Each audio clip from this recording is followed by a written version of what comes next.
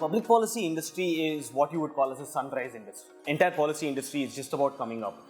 India is in this space where US was in the 1960s.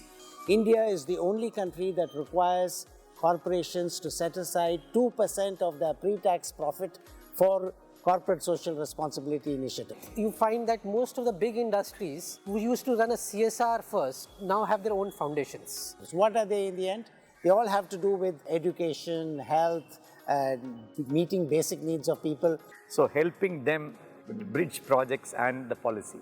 So this opening up of the frontiers for CSR is a great employment opportunity for public policy graduates. Then you have international organizations like Oxfam, ActionAid, CRY and so on and so forth. A whole lot of grassroots NGOs which they found their jobs in. You suddenly have a lot of people in the public sphere who are realizing that they require policy specialists. And even the multinationals have created public policy units, and they employ people with public policy degrees. And that for us is a very good sign that corporates are realizing that they need policy professionals. Because they want to understand the implications for their businesses of public policy. Corporates need to influence government policy, and they need trained policy professionals to do that, who are now beginning to think that the underhand way in which lobbying was done will no longer be good.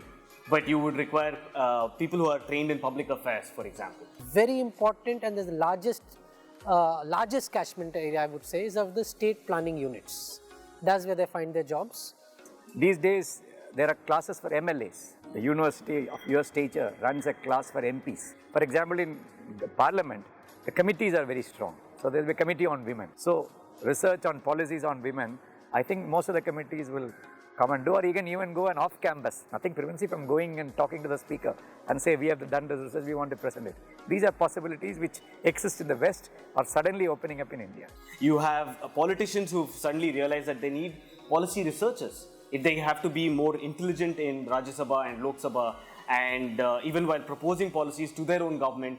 Depending on how you are able to, one, the quality of your research, and how you are able to convey it to the policymakers. And you also have now the professionalization of election campaigns. You've got new companies which are coming up, which will run the entire election campaign on behalf of a politician. You've had, of course, think tanks, which are coming up quite a bit, and they require people who can do policy analysis. That itself goes into so many different ranges, from foreign policy, economic policy, technical policy, science and technology. So that again is varied.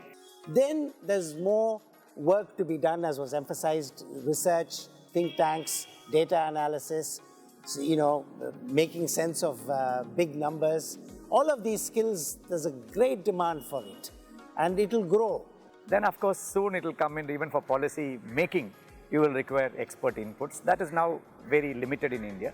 That will soon emerge. I think our country needs at this stage to cultivate this discipline as a practice in the same way the other noble professions have it.